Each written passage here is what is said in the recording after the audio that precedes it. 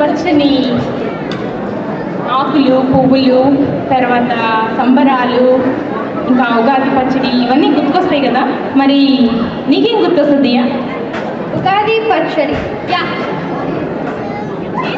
చేదు. చేదుగానే ఉంటుంది, అలా అనకూడదు. కానీ ఎందుకంటే ఉగాది పచ్చడిలో చేదుతో పాటు ఇంకా 6 రుచులు కలిసి ఉంటాయి. ఈ 6 రుచులు మానవునిలోని ఒక్కొక్క ప్రవృత్తికి ఈక్వల్గా ఉంటుందని పెద్దలు అంటారు. సో అలాగే మన జీవితంలో కూడా ఈ 6 రుచుల్లాగే అన్ని రకాలు ఉంటేనే జీవితం పరిపూర్ణంగా ఉంటుంది. మన ఉగాది పచ్చడిలో చేదు లేదనుకోండి, తీపి విలువ ఎలా తెలుస్తుంది? ఎప్పుడు తీగానే ఉంటుంది, బాగానే ఉంటుంది అనుకున్నాం, కానీ ఆ మాధుర్యం అనేది మనకి తెలియదు. అలానే జీవితంలో కూడా ఒక కష్టం వస్తే దాని వెనకాల ఒక సుఖం ఉంటుంది. ఆ సుఖం యొక్క వాల్యూ ఆ కష్టం వల్ల మాత్రమే తెలుస్తుంది. సో ఆ విధంగా మరి ఆ 6 రుచుల గురించి దియా ఏదో చెప్తుందంట, విందాం. అందుకే ఈరోజు ఈ సందేశాన్ని కాళహస్తి చిన్నారులు 6 రుచులము మేము అన్న ఒక సంగీత రూపకం ఇవ్వబోతున్నారు. సరే, మరి మనమందరం కూడా వీరు ఏం చెప్తారో విని ఆనందిద్దాం.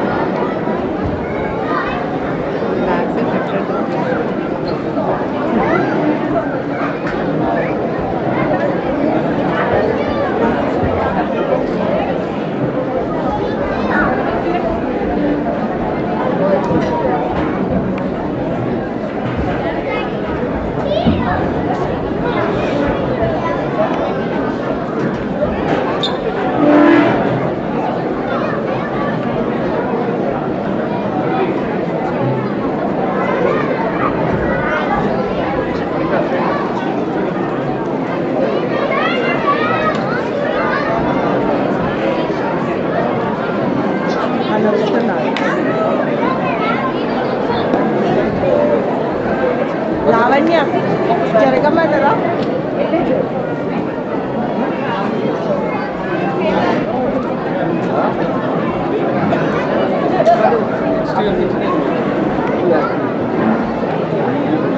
రవి గారు అమృతకి ఏమన్నారు?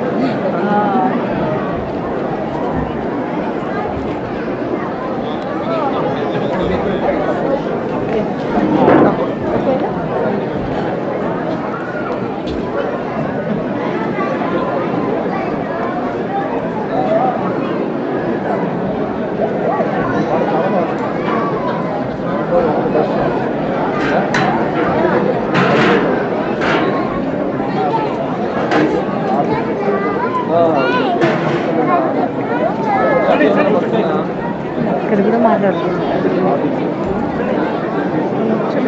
బాగుంటుంది.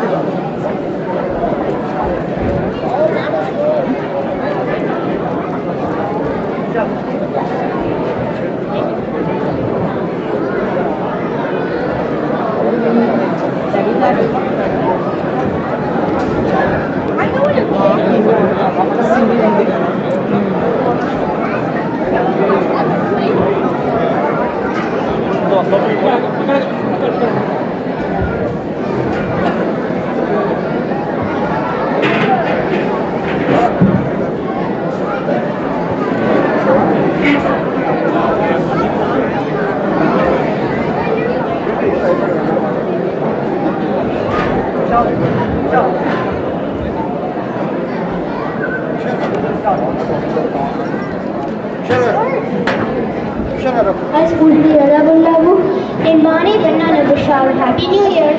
నేను తెలుగులో చెప్తాను. ఉగాది శుభాకాంక్షలు. ఇవాళ ఉగాది కదా, ఆంటీ ఏమి బిజినెస్ చేశారు? చాలా ఉన్నాయి, కానీ ఉగాది పచ్చడి అన్నిటికంటే ముఖ్యం అని మా నాన్న చెప్పారు. అవును, మా అమ్మ కూడా ఉగాది పచ్చడి చేసింది ఇవాళ. ఇంతకీ ఈ పచ్చడి స్పెషాలిటీ ఏంటి నీకు తెలుసా? తెలుసు. ఈ పచ్చడికి 6 రుచులు ఉంటాయి. అవును, అవి ఉప్పు, పులుపు, ఆగు ఆగు అదిగో దాని గురించి చెప్పడానికి రెడీగా ఉన్నారు. తినబోతు రుచులు ఎందుకు? అవును, చూడబోతు రుచులు ఎందుకు? మన తమ్ముళ్ళు చెల్లెలు చెప్తారు, విందామో చూద్దాము.